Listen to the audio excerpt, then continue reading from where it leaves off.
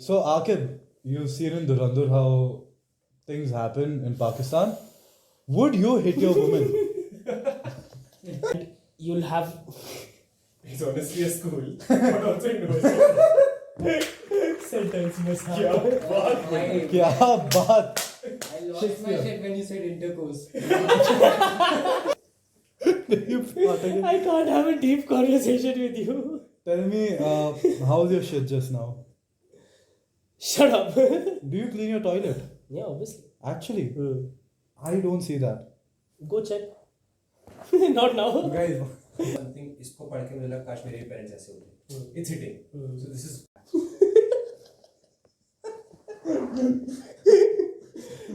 Okay, Meith. okay, yeah. Welcome to the second episode of Almost Adults.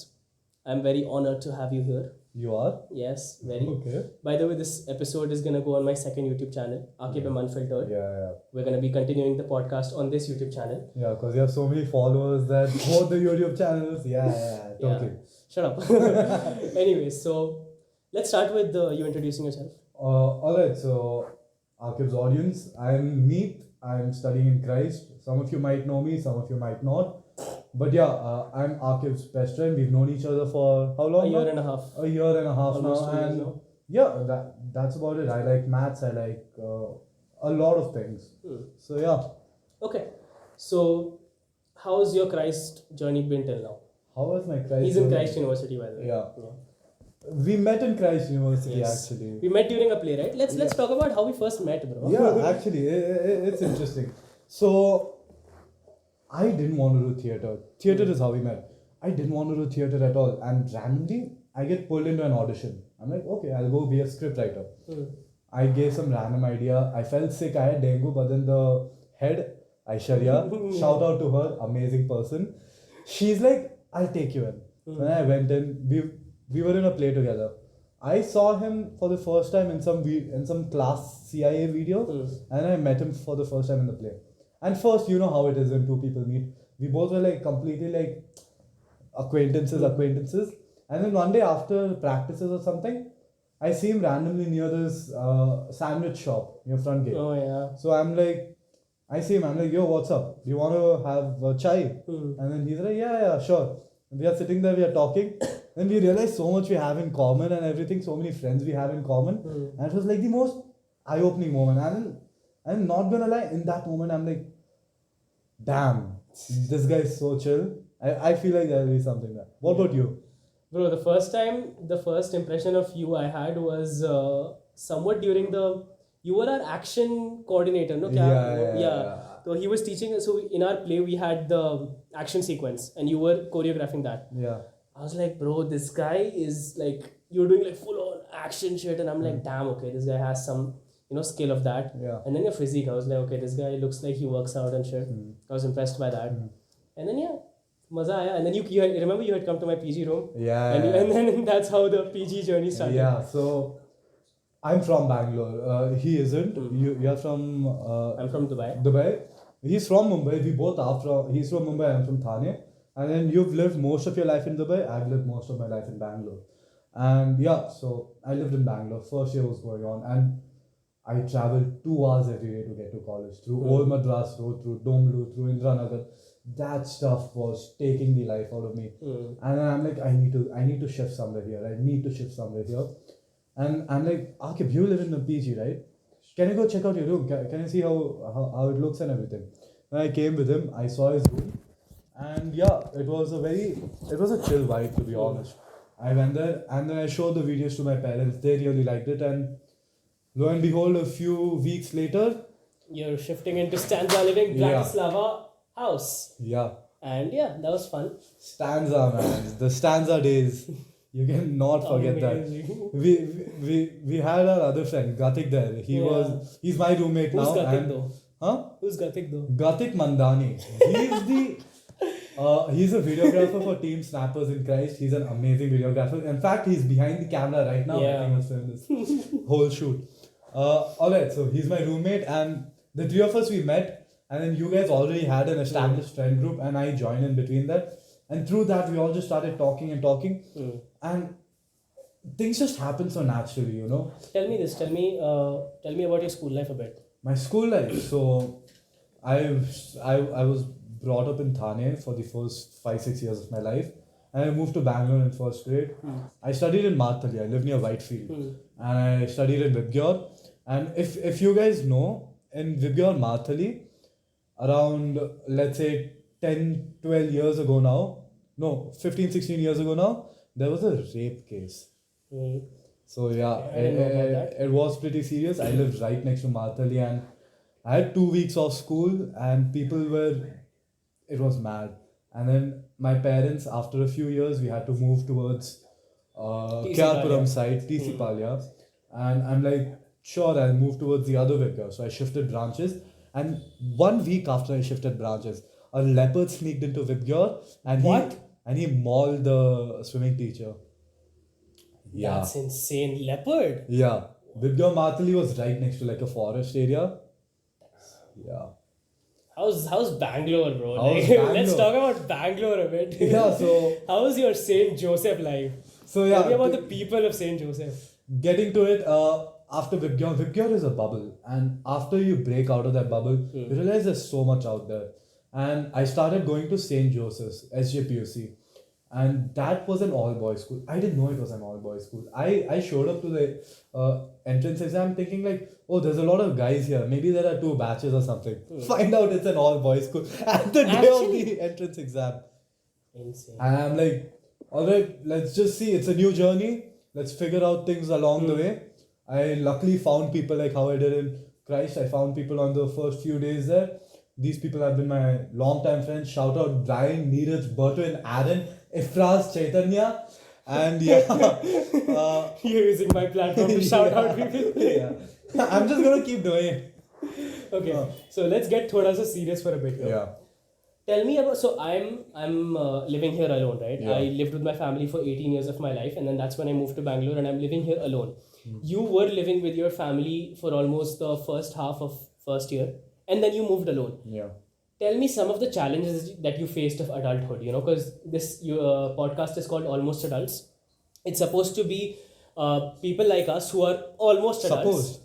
Yeah, shut up. It's supposed to be people like us who are almost adults talking about how we're getting into adulthood, how we're, transforming from that teenagerness to an adult. So Let's talk a bit about that. So you transition from a teenage to a young adult. That's what you want to get into.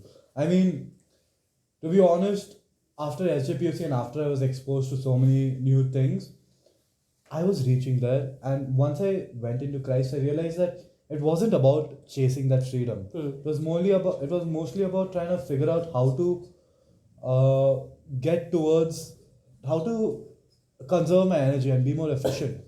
And that's what adulthood is, efficiency. And everyone's chasing money, everyone's chasing their dreams, and at the end of the day, there's pleasures and there's work. And sometimes they mix, sometimes they don't.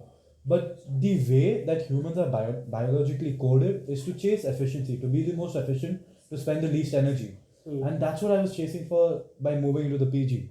And once I moved into the PG, life got a lot easier. I had much more time. And with that time, I didn't know what to do. So what I did decide to do with that time was stick with this dude. I was on him like a koala on a tree. We would be Good old days. every single day. We would hang out together. Night we would play pool. Do you remember the table? And then we would go.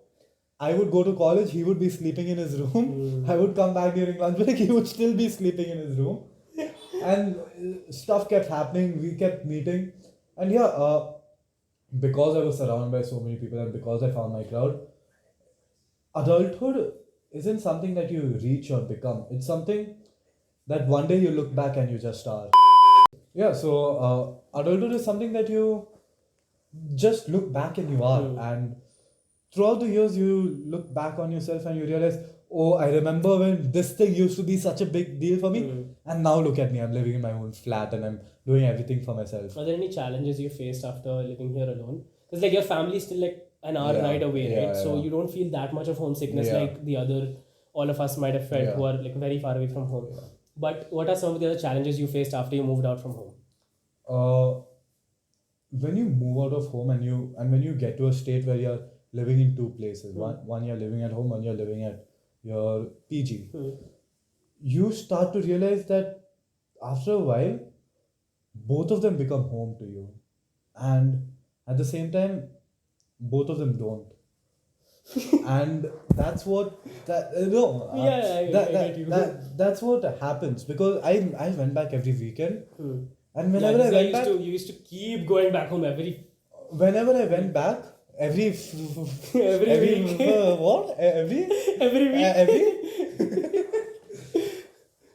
I would go back home and everything would be different there, and I would come back to PG, so I didn't feel like I belonged to a place. I felt like I would go here, I would go there, I would go here, I would go there. I was living out of a suitcase. That one suitcase I wouldn't unpack, I would just keep it there on my bed and pick up clothes from it, put it on the ground whenever I needed to. So yeah.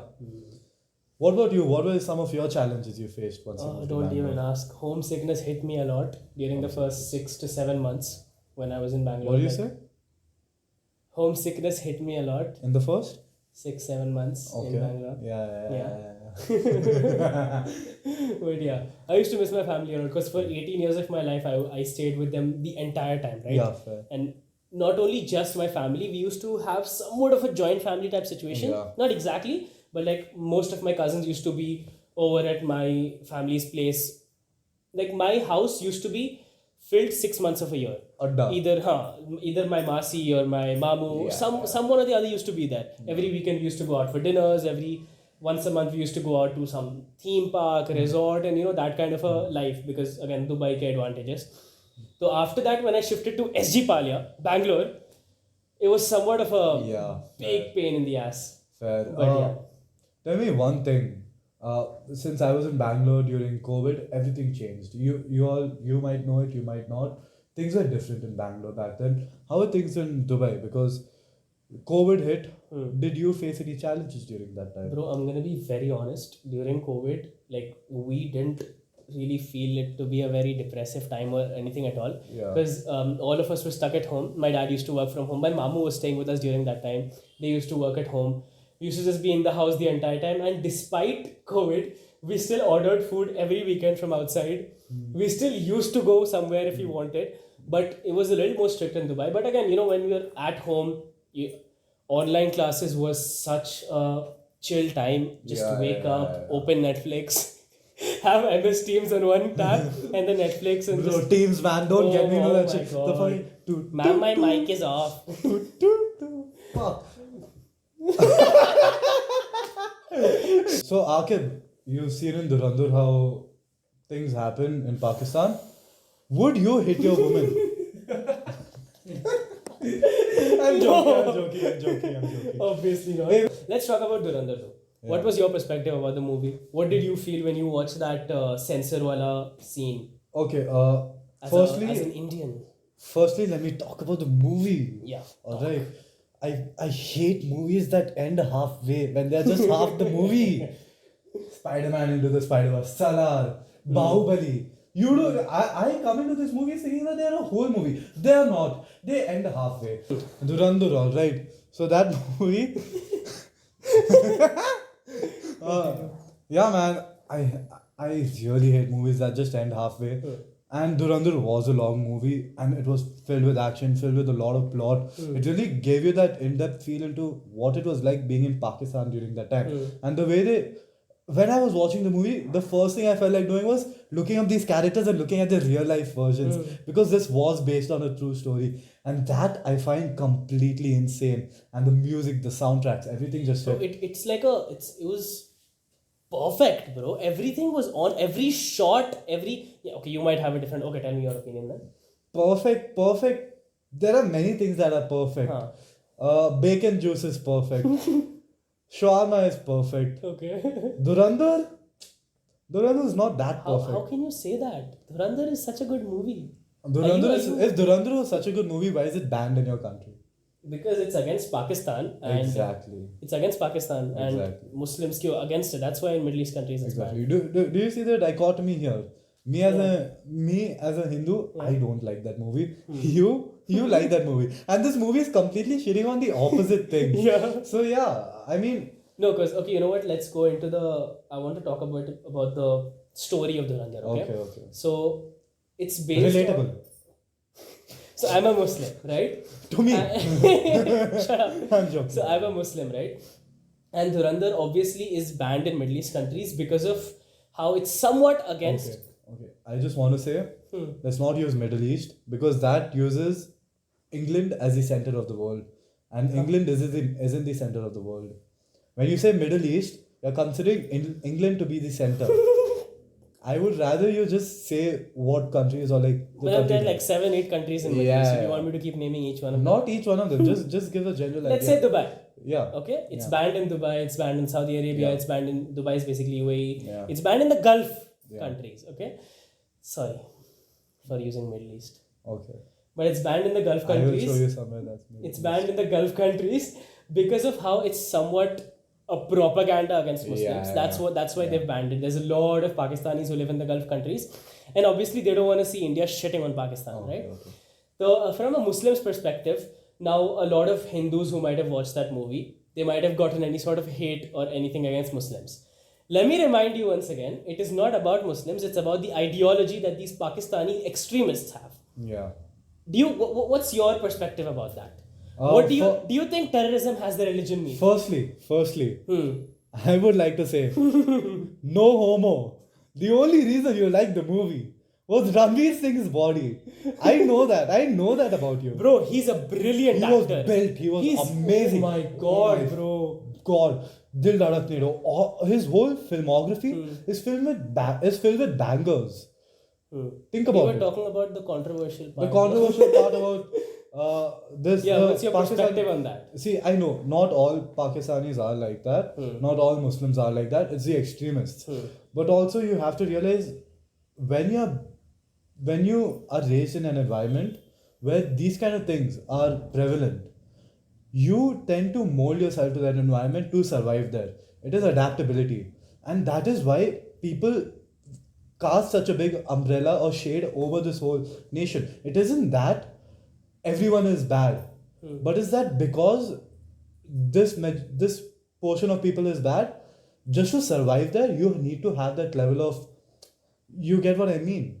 No. It's not about bad or malevolence. It's about knowing that to be there and to have this rampant extremist culture, you find that in India as well. And India is a big country. If you compare it to Pakistan, India probably has more extremists on both ends. And you cannot define India by that. Just the same way you can't define Pakistan. But you have to keep that in point. You have to consider all of these things to understand the whole scenario of that movie. So yeah, you know what happened. Even with the starting of the movie, they wanted to... Hamza, he warned them about 26/11. He warned about the attacks multiple times. They did not get through the warnings. That is why they didn't just show Pakistan side of thing, they also showed India's complacency. And that is what you also need to, that is what people forget. Everyone's complacent in a way. Nobody's perfect. Just like Dhurandhar. Diplomatic opinion. Very diplomatic opinion. But yeah, you know what? Fair enough. I get that. Nothing's perfect. And there is also obviously not perfect. Yeah. Let's go a bit more about what other movies have you watched? What are the movies have I watched? Well, I'm a sucker for Hollywood. I'm just a sucker for old movies and most good movies per se. I watched. What's good movies about? What's good movies? Have you watched Uncut Gems? No. Stuff that's coming out. I don't watch your niche type movies. Fair. Your niche of music and movies is something that I don't get. I put him on all his music taste, man. I put him on every single song that he likes. I got into house music because of movies and stuff. I just like movies that make you think. Movies that are good looking. Movies that have a good balance to it. And that's what you need to look for in everything. Wait, I want to ask you this. What's your opinion on Ranbir Kapoor versus Ranveer Singh? Ranbir Kapoor versus Ranveer Singh. Have you seen both of their movies? Yes, I have. What's your opinion on that? Okay, Who's a better actor according to you? Ranbir Kapoor, I can't say about Ranbir Kapoor, but let's compare Hamza versus the main character in Ranvijay. Animal. Ranvijay. Ranvijay is a spoiled daddy's boy who does not understand most shit. He cheated on his wife. All these kind of things. That's all immature from his side of things. But Hamza Ali, he's more mature. He has a goal. He has. But then you can't really say that, right? The storyline is completely different. Yeah. The storyline was that of Animal, so you can't compare those characters. And if you want to talk about them as actors, Ranveer Singh has always done movies with daddy problems as the main thing. Ranbir Kapoor. Ranveer Kapoor. I told Ranveer Kapoor. No, you said Play back. Ranbir Kapoor. Ranbir Kapoor does a lot of daddies type movies. Daddy issues. What is daddy's type movie? Daddy issues type movies. Yeah. And Ranveer Singh has a wide variety of movies that he does. You get what I mean? Not all of them are good. Not all Hindi movies coming out nowadays are good. You get a few gems in the mix, but that's about it. Hindi cinema is messed up right now, but a lot of good movies are coming out. Before COVID, after COVID, things got pretty convoluted in the Bollywood scene. However, I believe Hollywood, as an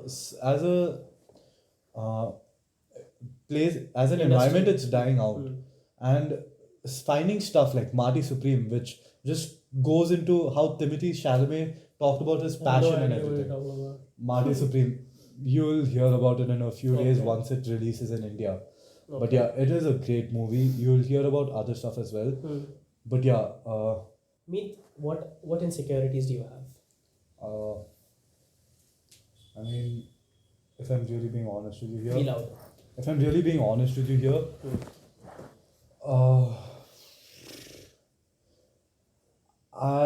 I don't know if I'll truly live up to my potential, and I'm scared that if I do live up to my potential, that it isn't enough. And for me, I've always had an interest in mathematics. I'm a math student. I find art in maths, and that's why I'm doing this course. And just compared to the people who are there in this course, who are so much better than me, who have so much more better at studies and all these kind of things, toppers. I was never that child. I just like this subject, that's why I'm doing it. And by my twisted luck, I'm doing a course where these things matter, like marks, being a topper and everything, which is pretty hard to live up to, and that's what I'm worried about. I mean, I can speak, I can do all of these things, but what will it do for But my you just maths? feel like the potential that you have, you won't be able to live up to it. Yeah. I mean, that's something that I think all men do feel. Yeah. What's your opinion on how men की जो mindset होती है, the mentality that men have, okay? It's obviously very different from how women thinks. I really believe, like, okay, this is going to bring the gender equality type perspective to this, but I don't believe that both the genders are equal. Okay. I believe that a man has the certain type of, skills yet by nature, जो biological features है, women can't do that, right? एक job की अगर बात, if you talk about a job, a woman can do the job and a man can also do the same job. Shut up. But there's a lot of things that ideally are not equal for both genders. I really believe that. Okay, what's your perspective on that? Firstly, I would like to say that gender isn't meant to be equal. Gender is meant to be a spectrum. And there are points on that spectrum where people do not really...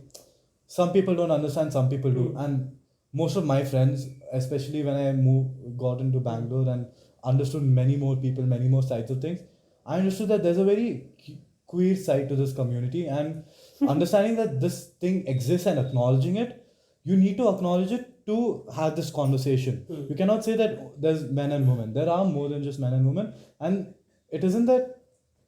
it is... Continue. It isn't that... men and women are equal. It's what they can do and what they are good at, and as an individual, men and women have different skills, different abilities, which, like, something that a man can do, a woman can't, a woman can do, man can't. That is the reality according to me. I wouldn't say that's set in stone. I wouldn't say that that's solid, because you have men who have not achieved anything in life. Would you say that they're better than someone who I know who has like 100% attendance, who studies a lot, who has that capability, who's also an athlete? What would you say that they are equal? No, you are comparing humans to humans. You can't say that they are men and women. Some humans are not equal to other humans. It's not about gender. So that's my perspective on this. And in college, you get exposed to a lot of these things. And I mean, wait, what course were you doing again? In Christ, I was doing BBA. In Gen, I shifted to Gen University now. and I'm doing bachelor's in journalism and mass Wait, communication. well, isn't BB a very business-related course? Yeah, so why make that switch? Dude, I've always been interested in the creative side of career, of life, okay? Alright. I've never been able to, like, even during school, like 10th, 11th, 12th May, when I was studying accounts, I was very weak at it. And not just, I'm not saying it Instagram because I didn't, shut up. not just because I didn't want to put the efforts, but it used to be much more difficult for me to get a topic which another friend of mine would understand in 5 minutes. Fair.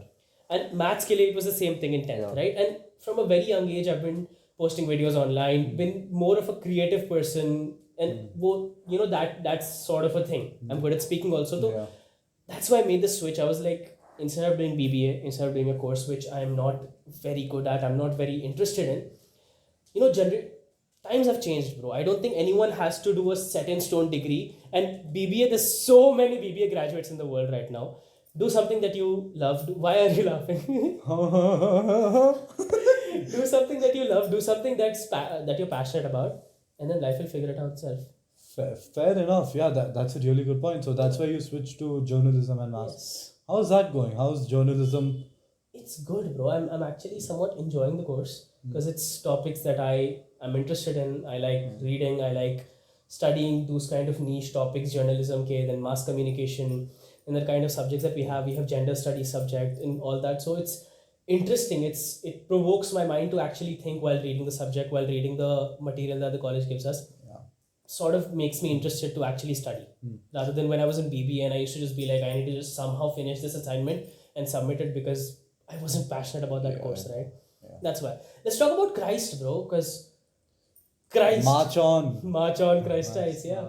How's Christ going? How's Christ going? Well, Christ, there's a lot of things to Christ. Someone who has been in Christ might have two very different lives. And Christ in and of itself is a very wide university. There are many campuses, many branches, and all of these things have their own little ecosystem within that. And people in Christ, there's intercourse mingling as well, but the most of the people that you interact with are your own course people, are your own people who suit your interest.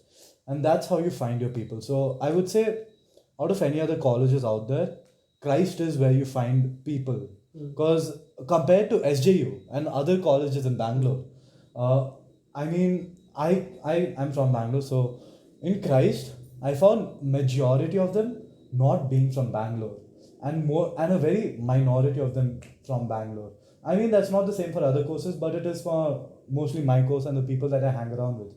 And that's so interesting to me because I find that people in Christ, because they're from so many places, I'm just exposed to so many different cultures and so many different ideas and thoughts. It just makes me think. You get what I mean?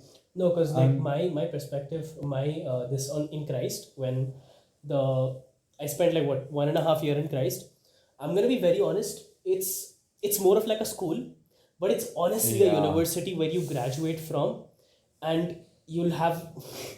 It's honestly a school, but also university. Sentence mishap. क्या बात? I lost my shit when you said intercourse. I can't have a deep conversation with you. Tell me, how's your shit just now? Shut up. Do you clean your toilet? Yeah, obviously. Actually, I don't see that. Go check. Not now. Guys, After the episode. after the episode. But yeah, I live alone. So, I can do whatever I want. I can shit wherever I want. I can roam around the flat naked. You can roam around. Oh, I love that stuff. Gee, that's Bro. disgusting. Bro, roaming around naked, it's a privilege, alright? Not wearing clothes is a privilege. How does it feel living with a roommate? How does it feel living with a roommate? It's very chill. We have shared responsibilities. He does one thing, I do one thing. And the thing is, I keep going between home and that. I haven't really lived back in the flat for a month almost. So like, yeah, it's a lot of things. Because sometimes I'm staying at your place, sometimes I just go out a lot, and college as well. He'll be busy with college, I'll be busy with college. At the end of the day, it's just me on my phone scrolling reels. He's on his laptop doing something. Light is on, I pass out, he passes out. Wake up in the morning, one person goes, other person goes. It's just living with a roommate is like having a second someone, just like a simultaneous tasks. You know, everyone's doing their own stuff, and it doesn't necessarily have to be just continuous talking, continuous conversation. You guys can have that peace and silence, and that's what's really appreciated. That's what I really like about living with my roommate. Let's talk a bit about your aspirations, your future. What is so now that you're what 19, 20?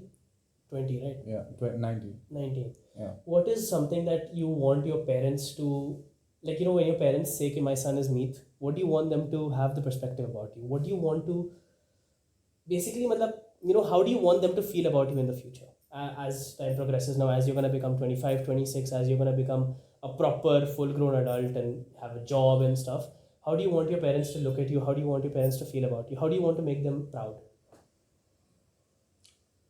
Well, let me tell you about this one thing. I don't really use Instagram much, but then my mom uses Instagram a lot, so she sends me reels sometimes. And the other day she sent me a post, and it was just like, "I'm so proud of you, and I will always be proud of you." And that stuff really matters, because no matter what I do, I mean, everyone fails. You don't succeed every single time. But your parents are the ones who are really there for you at the end of the day. Whenever there's like a really bad breakup that I've gone through or something, my parents have always been there for me. And you share your personal life with your parents? Yeah. I'm fine with telling them anything. If I'm going out, if I'm with someone, I just tell them, I tell it to them straight. I don't like keeping anything, because they've built a sort of relationship where I can tell whatever I want, because it gives them that security that, oh, he's not out there getting in trouble, and I don't look for trouble either. So whenever I do get in trouble, I tell it to them straight. Mama, I don't have enough attendance, I didn't give my midterm exams. She's like, okay, we'll figure something out. That is the kind of attitude, and in the future, I want to have the same attitude with my parents. If there's anything that they need, it's fine, I will figure it out. I will be there. And just being there for that one person. Yeah. That is See, this was so good. इसका तो एक short बना सकता है, बोल सकता है कि this is how a healthy parent son relationship looks like. वो एडिट डाल सकता है. This is something, इसको पढ़ के मुझे लगा काश मेरे पेरेंट्स ऐसे होते. It's hitting. So this is good content. Yeah. That's good, you know. Honestly, you should have a relationship like that with your parents, because I truly believe that, you know, from our previous generations, like my parents, like my grandparents, they didn't have that sort of a rapport with their kids. But our parents are having it, because as generations are progressing, people are becoming more progressive. Our parents are a little more progressive compared to how my dada and dadi used to be with my dad. My dad is much more chill. He's much more understanding. He talks to me like a person. He understands where I'm coming from. And my dad always says this one thing, that whenever I talk to you, whenever you tell me anything, I put myself in your shoes and then I understand. I don't listen to you or give you advice from my shoes. I get into yours and then I talk. And that sort of a relationship when you have with your parents, it's nice. You know that, you know, you'll figure it out as well. You know they're there if you don't. And that's good. But I just want to ask, what about times where you need that kind of perspective, where you want that perspective of just an adult or like someone who does have that experience? Do you get that as well? Yeah, obviously. Yeah. Obviously, whenever like, bro, so the thing is, right, when you live with your parents, whatever problem happens, whatever the minutest problem, like for example, I'll give you yesterday's problem. I was riding my bike and it was not riding properly.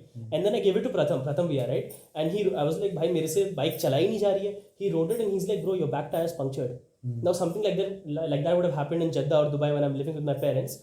Within a second, my dad would have come. He would have taken the bike or the car to the repair shop and paid for it and, you know, got done with it.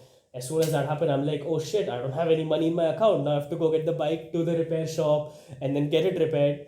Like, you know, these small problems that you face in college life, these problems wouldn't exist when you live with your parents. You don't feel about it. Like this other day, I just left my flat and I forgot the keys inside. I got stuck outside my flat. Guess how much I'd had to pay to the key guy? How much? 4,000 rupees. What? Like, you see these small problems that just randomly occur in your life. And it just completely messes up your financial system. And especially when we're at this age, managing your finances is horrible. God, it's man. horrible. Oh God, don't even tell me about that. I mean, my parents do give me an allowance for like food and stuff, and I moved into a flat with the promise that I'll learn how to cook, but my cooking is not something that I want to eat sometimes myself. So most of the time I get food from outside, and that stuff adds up, and you don't realize how much that adds up. And I just feel really grateful for the position that I'm in right now, where I can ask my parents and everything. And yeah, and I want to be in such a position where in the future, if my parents want anything, I can provide that to them as well, financially, emotionally, anyways. Tell me this. What is your like? So I have this thing. Okay, I have this sort of a situation which, if it happens in my life, I will know I have made it. Yeah. What is something like that for you? Like something that happens in your life, something that you do, and that's when you know you've made it. What is that success? What in your perspective? What is success to you? What is success? Success to me is being better than yesterday. Waking up and Knowing that I've done better. looking back yesterday and being able to tell yourself that, yeah, I was more productive. I've done better stuff, and I am better today than I was yesterday. And some days you don't reach that. Some days you can't reach that point, and that's fine as well. Not failure is just another stepping stone to where you want to reach. And for me, success, there are many definitions. You have many definitions. I want to be an actuary, and that's a very arduous path. And understanding that maybe success doesn't lie with something objective, and it's a very subjective topic. And being able to mold that success into what keeps you going every single day, into what gives you that drive to become better, that it isn't only about earning money, or that being a better person, being a good person, that is where you truly reach success. So yeah, that's what success is to me. That's And, nice. That's actually how the ideology of majority of our generation people have now. Like for example, in our parents' generation, success was having a house, having a car, and providing for your parents. Yeah. But now, obviously, that is still there. Making your parents proud is still there. But our generation is more also towards what gives us fulfillment. Yeah. Like majority of people of our generation are starting their own businesses, startups, social media, all this. Why? It's because they've realized that working on a job for 40 years and working for someone else is not exactly worth it if you are passionate about something. Like I would rather work on my business, on my startup, or on myself to make something out of myself for at least 5 to 10 years instead of just wasting my life for 40, 50 years working for someone else's company and earning money. Okay, let me tell you this. The success that the previous generation had, their definition of success, and our definition is a microcosm of what their definition is. Elaborate. Why do you think they were able to get to that point where they have cars, where they have houses? Because they were able to reach that tiny steps, have those successes in tiny moments that built up over time.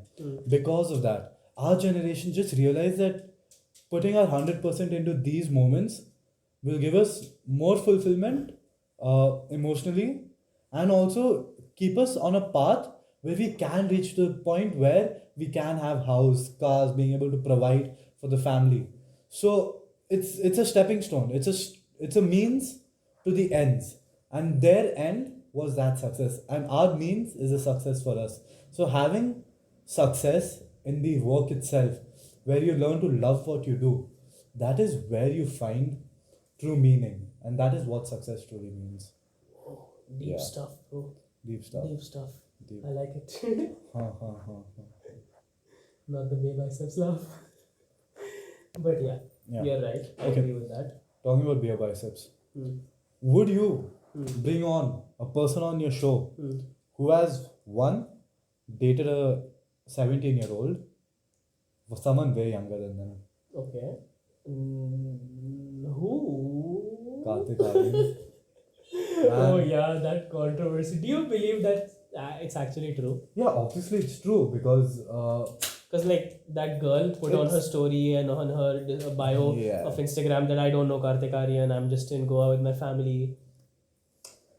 Dude, I truly believe everything on social media is PR nowadays. Everything is like, did you see those reels where people are getting paid to shit on Kartik Aaryan, to shit on Varun Dhawan? People are getting paid to shit on them? Where can I apply? They are. There's people who are literally getting paid PRs to make videos and shit about Varun Dhawan, to shit about Kartik. I mean, that's also one way everything to has look at become it. paid PR on Instagram See, nowadays. because what sells are views, not the content itself. That's where you get into the point where does the content matter or does the views matter? And what brings views as humans, you are avert to sensitive things like something that's dangerous. And having people like Kartik Aryan or someone who is in that position of power, who's in that position of influence, doing these sort of things makes it okay for people who look up to him to do these sort of things as well. That's what's scary, and that's why when people talk about it, it becomes viral. It becomes there.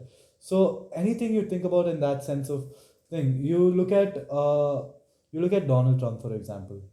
He's it's pretty obvious he's on the Epstein files, but he's not releasing it. It's a lot of propaganda No, that's but there's so happening many in the US. videos of the Epstein files on Instagram. Yeah, I know. But it's pretty obvious. But in the US, he has put a complete ban on that shit. There are people who still believe that Donald Trump is completely innocent. And you have to realize that people, when they reach that level of wealth, when they reach into billionaire status, wealth comes from other people. And billionaire is something that's completely unimaginable. 1 million seconds is just a few days. Yeah. 1 billion seconds is 32 years. Yeah. Having that amount of money, hundreds of billions, that money comes from somewhere else who could have needed it. So billionaires have that level of malevolence to them, Insane where it's evil. You get what I mean? And having Donald Trump in that level of power, being exposed to doing that level of things and trying to manipulate his way out of it, completely detestable. Let's talk a bit about relationships now. As we're getting into adulthood. Yeah, fair. In 5-6 years, all of us are gonna move towards marriage. What's your ideal woman? I don't have an ideal woman. You don't have an ideal woman? No, because I don't believe that any. First of all, no. Stop it. No, but I don't have an ideal woman because obviously I don't believe that anyone is perfect. Everyone has their own red flags, their green flags. It's just about who's more compatible to whom. That's what I believe in. What's your ideal woman? My ideal woman is I feel like someone who I can be with. Someone crazy moment. My ideal woman is someone I can be with. No, what I mean is like someone who I can be with unfiltered without having to filter just myself. like Aaqib M Unfiltered. Aaqib and is that your new channel's name? Yeah. Is that your new channel's name? Continue. Yeah. I find. What's your opinion on relationships and My opinion hookup on culture? relationships and hookup culture. Well, being from Bangalore, I've seen a lot of it. I've seen people completely taken apart by that kind of stuff, and people in that hookup culture, they don't truly value what it means to be with someone. And when you are with someone, it's about your past, present, and future. And you have to consider all three of those things, because when you put yourself in entirety, you have to accept that person's past, and that many men can't do because of their insecurities. You have to accept that person's present, how they are right now, and you have to accept that person's future, who they are willing to become. And if you find some sort of discrepancy in all three of those things, where you cannot accept their past, where you have fights in the present, and where you don't see a proper goal in the future, then what is the point of being with that person? And to be honest, I've seen people who have tried to stick that out for a long time. Me personally, I've tried to stay with someone who I couldn't handle their past, couldn't handle the present, and the future. The future was strong, but these two things, they eat you apart. You can't live without all three of those things. So you need all three of them in tangent to work with. Only then will you be able to be with that person with your whole and true self. Otherwise, it just drains you mentally, emotionally, and physically. So yeah, let me tell you something about hookup culture. So let me tell you about my friend. All right. Okay. Well, he had this girlfriend, long term.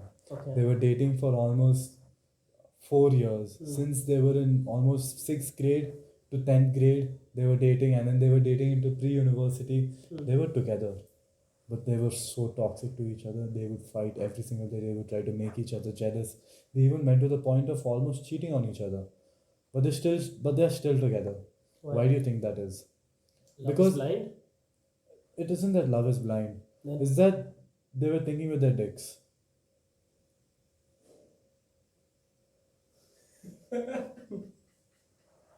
Love is blind. People see with their eyeballs, but sometimes it's just their balls.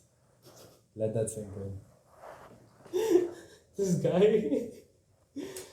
Okay, about your friend. Yeah, so he was in a toxic relationship. Yeah. And why didn't he break up with her again?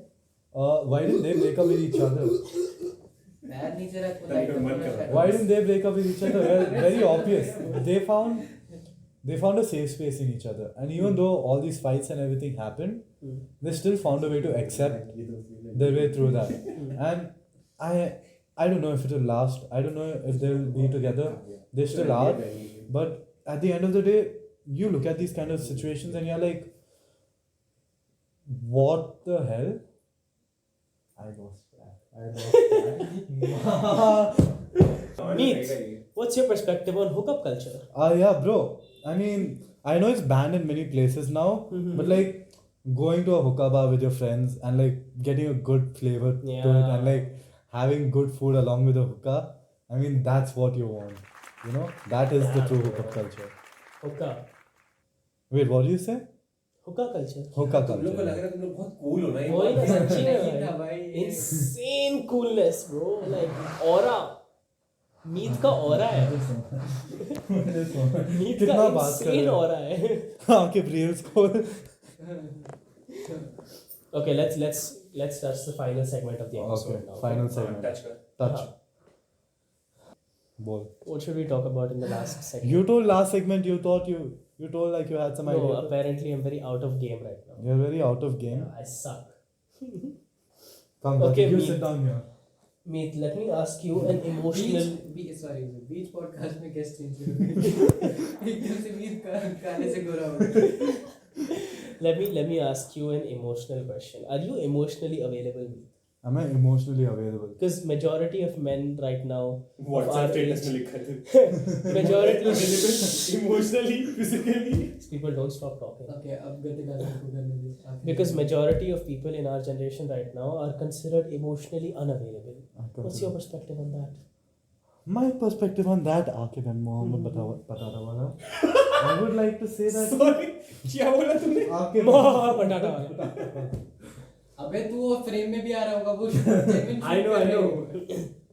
So my Satya. perspective on that, Aaqib and Mohammed Batata wala, I would like to say being emotionally available.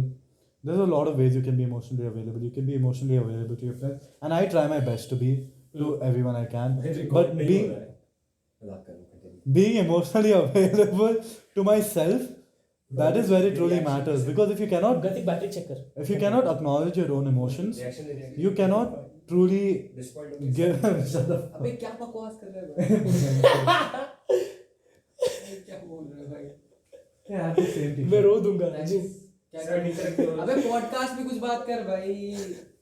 Podcast. Did you know what is your?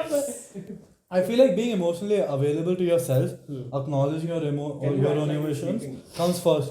So I try my best to be. Nobody is perfect, and I bet you do too. And understanding your emotions and not like doom scrolling and pushing it away, or like truly accepting what you feel.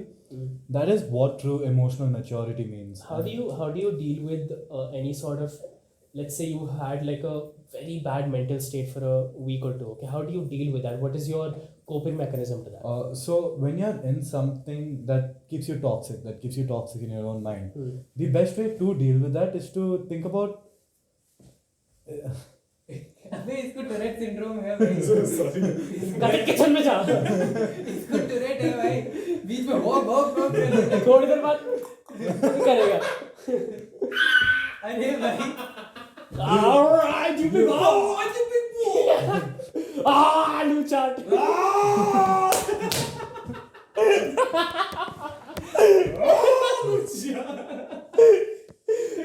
वो मियाँ तेरी मेरी वाली clip डालूंगा. What's up, Gatik? Alright, you big boy. और गतिक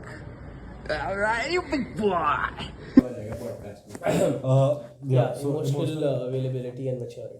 You asked something? Yeah, I asked you, how do you deal with what's your coping mechanisms? Like, What's if my you go coping go mechanism? through something horrible, how do you deal with it? Honestly, if you are talking about anything like most of it has come through relationships and everything with other people, not just women, but like going through that kind of stuff, you really just have to take a second, keep everything aside, and acknowledge everything that you're feeling, every emotion that you go through.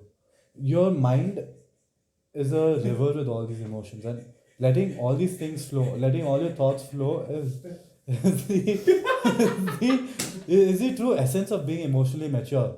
Because if you cannot control your thoughts. झाटू मैं कैसे edit करूंगा ये episode, मेरे को समझ ही नहीं आ रहा है क्या पार्ट्स हटाऊं. So honestly बताओ ना, पूरा podcast मुझे पानी चाहिए. भाई गतिक माँ कसम तू एडिट कर रहा है ये एपिसोड. मेरे को तो समझ गतिक का ये वॉइस रिकॉर्डिंग तो जब से चालू है. चलो आके भाई वो रुक तो नहीं गया. चेक कर ले. मैं सीधा एंड में चेक करूंगा पूरा ऊपर वाले का. It's going. हां बहुत. चलो continue. Yeah, so 3 to 1 emotional availability coping mechanism. Okay. 2 1 Cut. Okay. So then, you cannot control your thoughts, but you can control your actions. And you need to just accept that what you think is real, but what you act on. Unfiltered. Let's just end the podcast off. एक बार दोनों से उठ work करो. नहीं. Come. Shut up. Why? Last part. Last part. Emotional availability and coping mechanism. ठीक है. बैठ जा. अब मैं नहीं करूँगा कुछ. 3 2 ऐसे 3 2 1.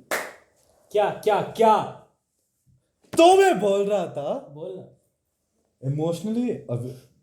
Emotional maturity comes from acknowledging your own emotions and acknowledging that your thoughts in and of itself, you cannot control it. You cannot control what you think. You might have bad thoughts, you might have good thoughts, but letting it pass, choosing to focus on the good ones, choosing to have a positive mindset. That's what it is. Positive mindset isn't blocking out the negative stuff. It's accepting the negative stuff and only acting on the positive. And having all of these things in your mindset is what brings you to be truly emotionally mature. So yeah, that's my perspective on it. Interesting. Interesting. You went very deep. How many takes did we take for this? Like 10-15. 10-15? चलो Yeah. conclude करो.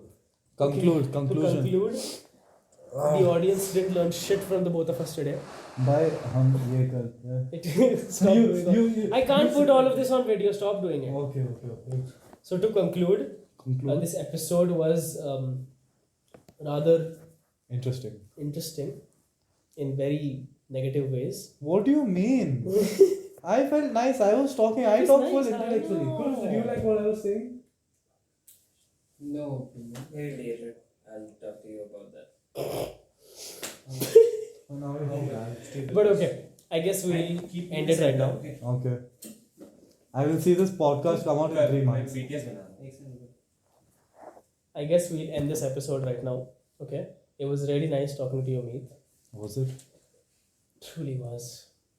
Why did you shake your head? No. But yeah.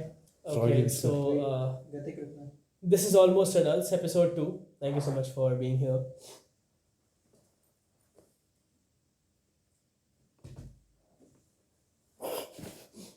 Thank you so much for watching, ladies and gentlemen, and we'll see you in episode 3. Wait. Firstly, we would like to have the people behind the camera just come and say hi. Yeah.